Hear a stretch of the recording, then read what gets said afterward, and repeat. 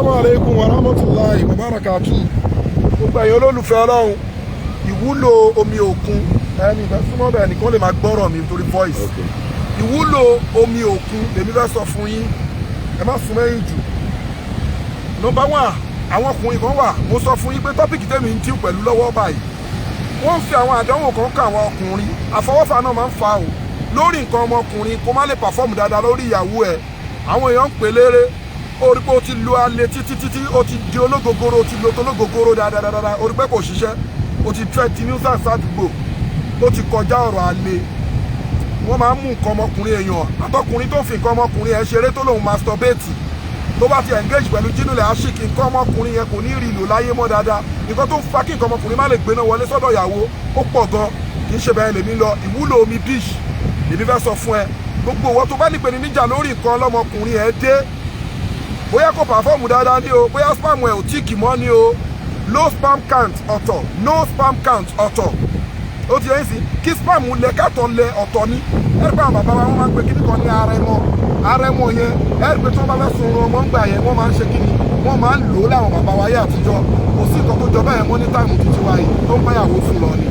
Ẹ ti ọ̀rọ̀ sáà tí o bá dẹ̀ ti wọ age of 35 ó ti gbẹ́nu ní 40 tó ti ń lọ, òun láti máa ṣe kíni, bọ́ọ̀lì yẹn náà ti ń lọ bí àná, ó ti yẹ ìsìn.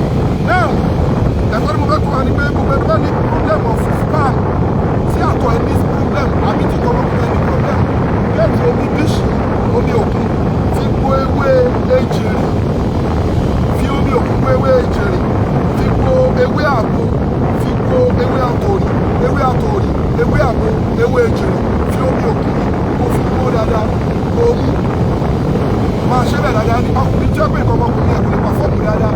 Máa wò kó jẹ́ ewé nìkan automatically both natural and spiritual case lórí nǹkan ọmọkùnrin tó bá ti bẹ́ẹ̀ ti ewé ìjẹ̀rì, ewé àgbo, ewé igi àtòrì tó fi máa ń lọ́yọ̀ yẹn, ewé àgbo, ewé ìjẹ̀rì, kó fi omi bíṣù kó fi kó bíi síbi láyé tààlà ìmú máìkì jáde. Wàá rí pé wàá máa gbéná wọlé dáadáa tí gbogbo nǹkan máa lọ ìyẹn lọ bẹ́ẹ̀. Ẹlẹ́kejì, obìnrin tó ń wojú ọlọ́wọ́ ọba fún ọmọ tó yẹ pé kò rí píríọ̀dù ẹ̀ mọ́, báwo ló ṣe lè fi omi òkun unlock tí píríọ̀dù ẹ̀ aṣẹ́wá ní omi òkun confirm lèmi sọ fún ẹ. Abẹ́ni tó wojú ọlọ́run ọba fún wọn, àwọn ewé márùn kan wà tó bá papọ̀ pẹ̀lú omi òkun, wọ́n láì tàlá ìwà dúpẹ́ fọlọ́run torí kú lè dá ilẹ̀ hù dẹ̀wáwù fọ́nì tẹ́tìlì hù dẹ̀wáwù lè dà yégòn fọ́nì tẹ́tìlì hù bí aram.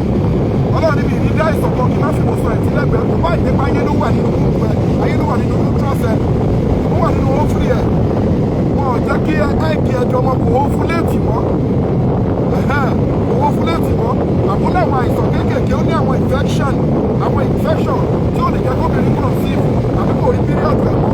Wọ́n lọ ṣiṣẹ́ yìí, ìgbà tó máa bá mi ṣe lélẹ̀ yìí, bá mi wá ewé àkókò, ewé oyè, ewé àkókò, bá mi gẹ́ẹ̀tì ewé gáúfà, bá mi gẹ́ẹ̀tì ewé efirin, bá mi gẹ́ẹ̀tì ewé ìbẹ́pẹ, bá mi gẹ́ẹ̀tì ewé ejìrì, ó ti di mẹ́rin márùn-ún, ewé àkókò, ewé gáúfà, ewé efirin, ewé ìbẹ́pẹ, ewé ejìrì. Wàá wá gbó pẹ̀lú omi òkun yìí, wàá wá mú kọ́hún, wàá lọ kọ́hún ìsẹ̀bẹ̀, wàá lọ akúná níwọ̀nba, wàá dà sí, wàá mix ẹ̀ papọ̀. Obìnrin náà máa mú ìkọ́sù ẹ̀ tí òyìnbó yẹn á ṣẹ́ wá lójijì. Wàá máa rí píríọ̀dù padà. Tọ́pẹ́ tó rí píríọ̀dù tó pé kò kàn lóyún ni, àbó ní too much of miscarriage, àbí kò kàn sí ìbò ní ovulation problem. Yìí sì ní láì tààlà, wàá ṣe kí ni? Wàá fi inú ṣoyún wá fẹ́ ìpamọ́pọ̀. Tó bá ṣe píríọ̀dù máa mú. Bó ṣe píríọ̀dù tó bá mú wàá rí píríọ̀dù. Tó bá parí píríọ̀dù ó lè mú.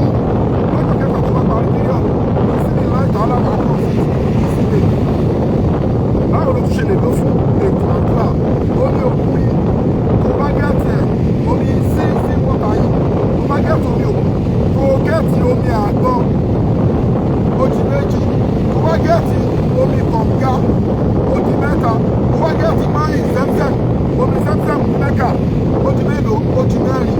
Omi kànga, omi òkun, àti omi àgbọn, àti máyì sẹ́msẹ́m, omi mẹ́rẹ̀ẹ̀rin tó bá papọ̀. Tó bá ríyàn tó lè bá ẹ kọ́ Suratul Fatiha 313 pẹ̀lú yá Latif 1111 kí wọ́n wá fi àwọn omi mẹ́rẹ̀ẹ̀rin tó ti ní sí wọ́n fi fọ́. Kó wá gbàdúrà sí kó mú láṣùbà ọjọ́ Jímọ̀. Kì í sí ní láì tààlà wọ́n ti fi wọ́n gba òkú èèyàn ni wọ́n fẹ́ pa lóògùn àtúndé ní gbogbo nǹkan ni ọ̀nà àṣì pé a ó wọ̀ wọ̀láì ó lágbára púpọ̀ jù agbára orúkọ náà ní yẹ́nà tí fàtí sọ́dọ̀ tó lè fàtí àwọn lágbára púpọ̀ jù èyí sì ní láìtàlá ẹ wọ́n sọ pé lórí plus 284 810 913 1425 nígbà tí sẹ́kọ̀ ní dá ìjẹ́ ní à gbogbo agbára náà wà lóní o ó ti agbára ìdìbò káàkiri ilé ìdáwọ̀ yìí o agbára náà agbára ògbẹ́kì ọlọ́run wà ló pọ̀ tó ayé jápẹ̀jẹ̀dá ìgbẹ̀yà àtọ̀ àwọn onímọ̀dàgbà yìí ní ìdílẹ́kì ẹgbẹ́ expressway Lagos ìjọba tó ọlọ́àgbà ẹṣẹ́ àkókò àwùjọ àwọn ọ̀gá fàájì máa sára wọ ilẹ̀ gbogbo ayé ẹgbẹ́ wá fẹ́ gé nínú ìpè ní ìjà tó bá wù lójú kẹta èyí sí ní láì tààdá ọlọ́run bá tún ẹ sílẹ̀ alẹ́ ẹ̀gbà alẹ́ ẹ̀wà òkè ayé dáyọ̀ náà àlejò tó dáyọ̀ náà wà lára ẹ̀kọ́ ìwòye aláìsí ó fà á gbogbo ra wọn wà lórí àìsàn ọjọ́ pípẹ́ ó ti lò sí kò lọ ẹ̀kọ́ tó àti global yahoo organization health and spiritual development under sheikh afẹ́ta international project ìsinmi láì tọ́lá ẹ̀dùnkẹ́ fọlọ́ lẹ́ẹ̀kan sí àwọn sọ́kọ́ lórí plus 234 810 913 1425 ìnáni ìfẹ́tàlí lẹ́ẹ̀jẹ̀ níyà gbogbo ẹgbẹ́